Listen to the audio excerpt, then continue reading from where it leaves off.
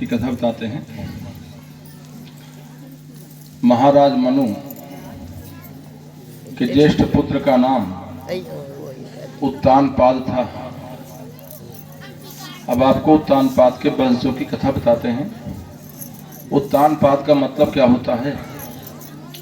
जन्म के समय जिसका पांव ऊपर की तरफ और सर नीचे की तरफ हो उसी को उत्तानपाद कहते हैं।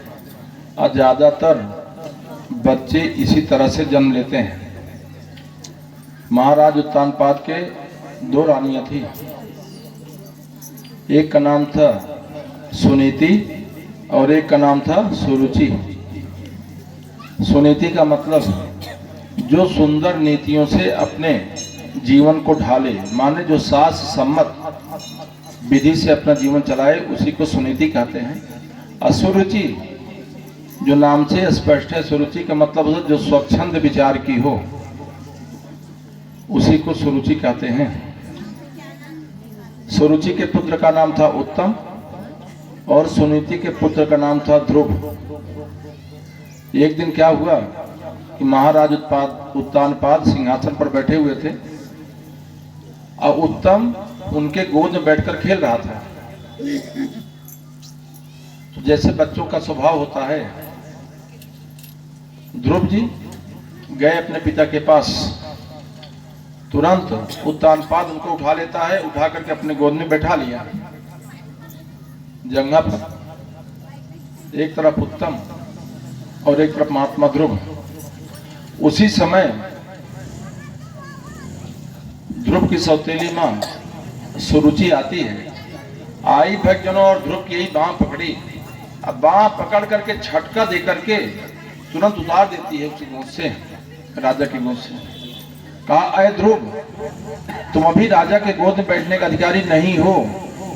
तुम राजा के गोद में बैठने का अधिकारी तब होगे जब तुम मेरे गर्भ से जन्म लोगे तब। जी आप विचार करिए कि सुरुचि अपने गर्भ को उत्तम ठहरा रही है। जो मेरे गर्भ से जन्म लेता है वही राजा की गोद में बैठने का अधिकारी होता है। 5 साल का बालक ध्रुव यह अपमानित शब्द बर्दाश्त नहीं कर पाया और रोते हुए गया, अपने माता सुनीति को बताया। दूसरी माँ होती झगड़ा करती, लेकिन सुनीति ने कहा कि सही है बेटा ध्रुव, वो तुम्हारा पिता थोड़ी है। अरे तुम्हारा पिता तो परम पिता परमात्मा है, जिसकी कृपा से मनुष्य धर्म अर्थ काम मोक्ष की प्राप्ति करता है। ध्रुव ने कहा हे मां, मैं अपने उस परम पिता परमात्मा का दर्शन करना चाहता हूं जिसका आज तक मेरे कुल में किसी ने भी दर्शन नहीं किया है। ऐसा कह करके भक्तजनों 5 साल का बालक ध्रुव अपना घर द्वार छोड़ करके चला जाता है तपस्या करने के लिए। रास्ते में देव ऋषि नारद मिले। देव ऋषि नारद ने कहा, बेटा ध्रुव तुम कहाँ जा रहे हो? कहा, गुरुदेव जा रहा हूँ तपस्या करने के लिए। कहा, तुम्हारी 5 साल की अवस्था है, जंगल में हिंसक जानवर आते हैं, तुमको खा लेंगे। और तुमको यह भी तो पता नहीं है कि तप का क्या स्वरूप है, तप कैसे किया जाता है। जानते हैं? ध्रुव ने कहा गुरुदेव अब तो आप मिल गए हो, आप बताओ ना कि तपस्या का क्या स्वरूप होता है, तपस्या कैसी की जाती है।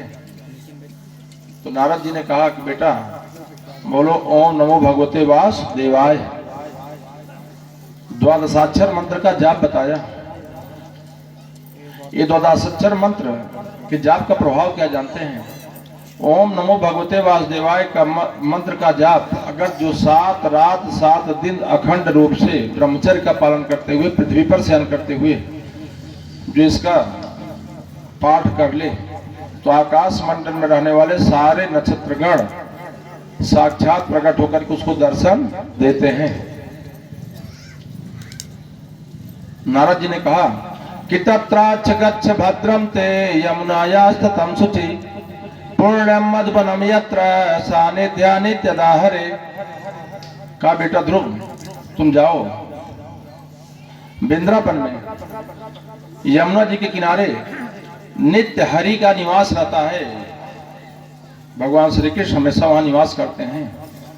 जाकर के तुम उनकी तपस्या करो। अपने गुरु के द्वारा बताए गए स्थान पर जाता है ध्रुव। जब तपस्या करना शुरू किया भक्तजनों, पहले महीने में 3 दिन तक समाधि में रहा करते थे, और 3 दिन के बाद जब उठते थे थोड़ा सा कैंथ और बेर खा लिया करते थे, फिर समाधि में बैठ जाया करते थे। दूसरे महीने खष्टो भगो दिनों, दूसरे महीना भक्तजनों 6 दिन तक समाधि लगाकर बैठे रहा करते थे, उठते थे। जो सूखे पत्ते रहा करते गिरा करते थे, उन सूखे पत्तों को खा करके फिर समाधि लगा करके बैठ जाया करते थे। तीसरे महीने 9 दिन तक समाधि लगाकर बैठते थे, फिर उठते थे, थोड़ा सा जल पीते थे, जल पी करके फिर बैठ जाया करते थे। हाँ, और चौथे महीने 12 दिन तक समाधि लगा करके बैठते थे, उठते थे, थोड़ी सी वायु पी लेते थे, और वायु पी करके फिर बैठ जाया करते थे। पांचवें महीने जीत श्वासो जितात्मना, महात्मा ध्रुव समस्त प्राणवायु पर कब्जा कर लिया। जब व्यष्ट जगत का प्राण रुक जाता है भक्तजनों, तो समस्त जगत का भी प्राण रुक जाता है, माने हवा रुक जाती है। सारे देवता व्याकुल हो गए, बिना हवा के कैसे रहेंगे। गए भगवान की शरण में, भगवान ने कहा कि तुम लोग चिंता मत करो, ध्रुव तपस्या कर रहे हैं, मैं जा रहा हूं उनको वरदान देने के लिए, दर्शन देने। भगवान विष्णु आते हैं, ध्रुव के सामने जब खड़े हुए नहीं, ध्रुव उनके सुंदर स्वरूप की झांकी अपने नेत्रों के माध्यम से साक्षात अपने सामने देख रहा है, दर्शन कर रहा है। आंखें खोला, भगवान साक्षात खड़े हैं, लेकिन चूंकि ध्रुव 5 साल की अवस्था, उसकी पढ़ा लिखा तो है नहीं, स्तुति करना जानता नहीं, तो स्तुति करे कैसे। तो भगवान विष्णु ने अपना शंख वही उसके कंठ पर लगा दिया, और जैसे कंठ पर लगाया तैसे ध्रुव वेद वेदांत का प्रकांड, और जब स्तुति करना शुरू किया ना सस्वर, भगवान विष्णु खुश हो गए। भगवान विष्णु ने कहा बेटा ध्रुव, मैं तुम्हारी तपस्या से खुश हूं, वरदान मांगो। तो वरदान क्या मांगेंगे, जिस चीज के लिए आदमी परेशान रहता है वही तो मांगता है। राज्य के लिए परेशान थे, पहले राज्य को वरदान मांगा, राज्य का सुख। तो भगवान विष्णु ने कहा ठीक है बेटा, तुमको मैं 36,000 वर्ष का राज्य देता हूं। 36,000 वर्ष के राज्य का जब सुख भोग लोगे, तब तुमको ध्रुव लोक प्रदान करूंगा, जो अटल पद है। बाद में भगवान वरदान देकर के अंतर ध्यान हो गए।